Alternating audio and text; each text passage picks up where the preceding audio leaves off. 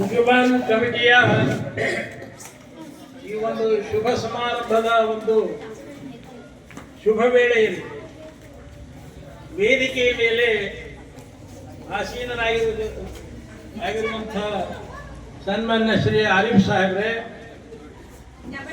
ಹಾಗೂ ಸೈಯದ್ ಇಬ್ರಾಹಿಂ ಖಾದ್ರಿ ಸಾಹೇಬ್ರೆ, ಶ್ರೀಮತಿ ಶಾಹಿದಾ ಬಾನು, ಶ್ರೀಮತಿ ಪದ್ಮಾ ಮೇಡಮ್ ರವರೇ, ಆತ್ಮೀಯರಾದ ಮುಕ್ತರ್ ಅಹಮದ್ ಸಾಹೇಬ್ರೆ, ನಮ್ಮ ಲಿಯಾಖತ್ ಅಲಿ ಅವರ ಸಹೋದರರಾಗಿರ್ತಕ್ಕಂಥ ಮೀರ್ ರೆಹಮತ್ ಅಲಿ ಸಾಹೇಬ್ರೆ ಹಾಗೂ ಸನ್ಮಾನ್ಯ ಶ್ರೀ ಸೈಯದ್ ರೆಹಮತುಲ್ಲಾ ಸಾಹೇಬ್ರೆ, ಈ ಸೈಯದ್ ಅಂತ ಬರೆದಿರ್ತಕ್ಕಂಥ ಆರಿಫ್ ಸಾಹೇಬ್ರು ನನ್ನ ಹಿಂದೆ ಸೈಯದ್ ಅಂತ ಬರೆದ ನಿಜವಾಗಿಯೂ ಯಾಕೆ ಹೇಳ್ತೀನಿ ಮಾತು ಅಂದ್ರೆ ನನ್ನ ಹೆಸರು ಬೇಕಾಗಿದ್ದೀನಿ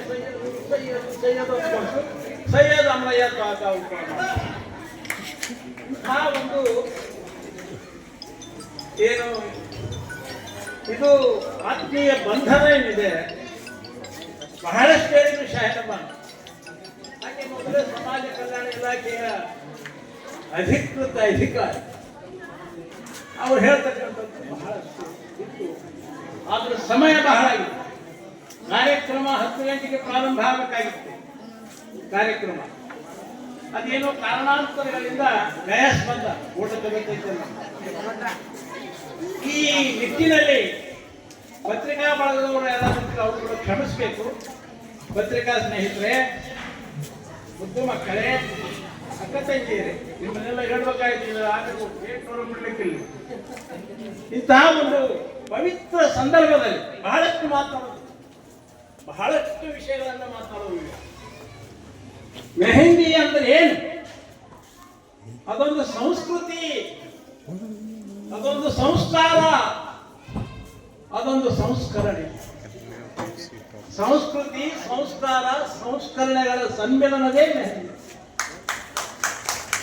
ಇದು ಮೆಹಂದಿ ಅಂದಾಕ್ಷರ ಕೈ ಕೆಂಪು ಮಾಡ್ತಕ್ಕಂಥದ್ದಲ್ಲ. ಬಹಳಷ್ಟು ಬಿಳಿಯಾಗಿ ಅದು ಕೆಂಪು ಇರುವಂತಹ ಹೆಣ್ಣು ಮಕ್ಕಳಿಗೆ ಬಹಳ ಬಹಳ ಎದ್ದು ಕಾಣಿಸ್ತದೆ. ಅದನ್ನ ಹಚ್ಚಿದ್ರೆ ನೀವೇನು ಯಾರಾದ್ರೂ ಸ್ವಲ್ಪ ಕಪ್ಪು ವರ್ಣದವರು ಇದ್ರೆ ನೀವು ಹಚ್ಕೋಬೇಡಿ, ಬ್ಲೂ ಶೇಡ್ ಬರ್ತದೆ, ನೀಲಿಯ ಶೇಡ್ ಬರ್ತದೆ ಅದಕ್ಕೆ. ಮತ್ತೆ ಇದೇನು ಗೊತ್ತಪ್ಪ, ಇದನ್ನು ಯಾವತ್ತಂತ ಬ್ಯಾನಿದಂಗೆ ಐತೆ ಅಂತ ತಿಳ್ಕೋಬೇಡಿ. ನನಗೆ ಪರಿಕಲ್ಪನೆಗಳು ಏನಿವೆ ಅಂತ ಹೇಳಿದ್ರೆ, ಸೈಯದ್ ಮೀರುಲ್ ಹಸನ್ ಸಾಹೇಬ್ರು ದಯವಿಟ್ಟು ವೇದಿಕೆಗೆ ಬರಬೇಕು. ಅವ್ರಿಗೆ ಒಂದು ಪುಷ್ಪ ಕೊಡ್ರಿ ಯಾರಾದ್ರೂ. ತಡಾಗಿ ಬಂದಾರ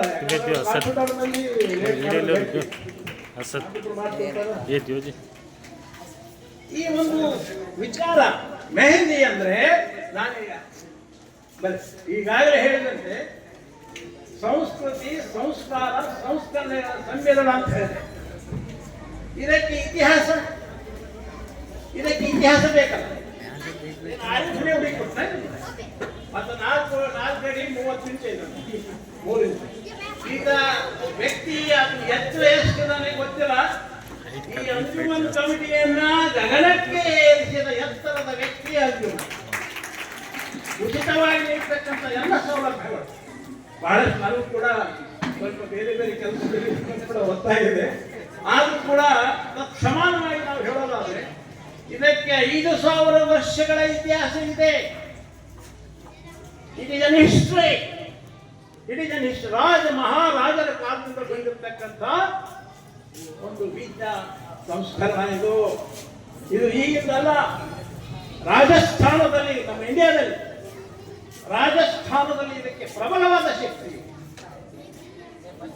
ಆಫ್ರಿಕಾದಲ್ಲಿ ಇದಕ್ಕೆ ಪ್ರಬಲವಾದ ಶಕ್ತಿ ಇದೆ.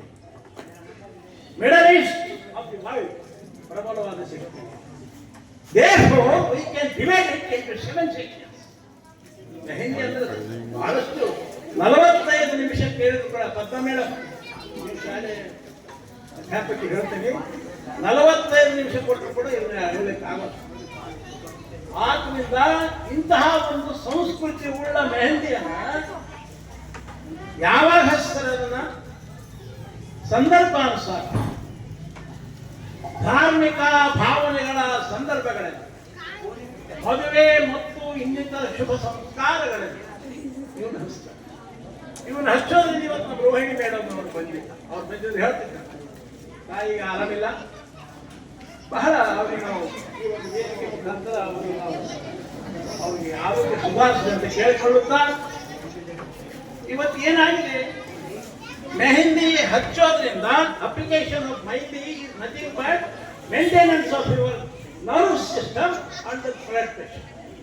This is the technique of the mehendi. This is the scientific technique of mehendi. Raju,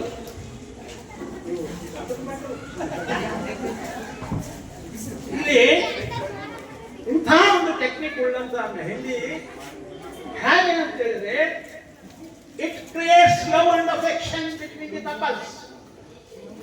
ಶುಭ ಸಂದರ್ಭದಲ್ಲಿ ನಾವು ಆ ಗಂಡ ಹೆಂಡತಿ ಅವ್ರು ನೋಡ್ಬಿಟ್ರೆ ವಾಹ್ವಾ, ನಾನೇನು ಹೇಳೋದು, ಆ ಮ್ಯಾರೇಜ್ ಸಿಸ್ಟಮ್ ನಿಜವಾಗಿಯೂ ಅದು ಮ್ಯಾರೇಜ್ ಆಕ್ಟ್ ನಲ್ಲಿ ಕೂಡ ಬರೋದು. ನಾನು ಹೇಳ್ತೇನೆ ಗೊತ್ತಲ್ಲ, ಪೊಲೀಸರು ಒಟ್ಟಾರೆ 45 ನಿಮಿಷಗಳ ಪರ್ಯಂತ ಇದರ ಬಗ್ಗೆ ನಾವು ಭಾಷಣ ಮಾಡಿದ್ರು ಕೂಡ, ತಿಳಿ ಹೇಳಿದ್ರು ಕೂಡ ಬಹಳ ಕಡಿಮೆ ಆಗ್ತದೆ. ಇವತ್ತು ಆಫ್ರಿಕಾದಲ್ಲಿ ಸಮಯ ಇಲ್ಲ, ಮಿಡ್ಲ್ ಈಸ್ಟ್ ಆಗಿರೋ ಕೂರ್ತಾ ಇದ್ದಾರೆ, ನಾವು ಆದ್ರಿಂದ Africa middle East of the world, ಇಂಡಿಯಾದಲ್ಲಿ ಪ್ರಪ್ರಥಮ ಸ್ಥಾನವನ್ನು ಪಡೆತಕ್ಕಂಥದ್ದು ಈ ಮೊಬೈಲ್. ಏನು ಹೇಳಿದ್ರು, ಶಾಹಿನ ಹೇಳಿದ್ರು, ಮಾಡುದು